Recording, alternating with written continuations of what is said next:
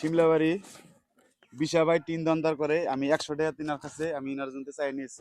Guys আসসালামু আলাইকুম, আপনাদের ভালোবাসায় আজকে আমি এখানে আসতে পারছি। দেখেন এই ঘরের মালিককে আমি আজকে একটা কম্বল দিয়া মানে আমার যতটুকু মানে সমর্থ আছে অতটুকু নিয়েছি আর কি। তো আপনারা ভিডিওটা কন্টিনিউ করেন। এই ঘরের মালিককে তার সাথে অল্প কথা বাঁধবো।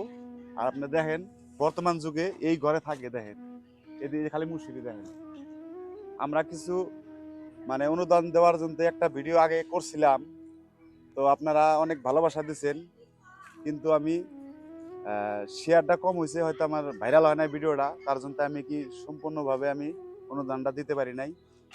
তো আমার মানে আমার তরফ থেকে দিতেছে আর কি, আমার ভিডিওতে অত ইনকাম হয় নাই। তো আপনারা দেখেন, আসেন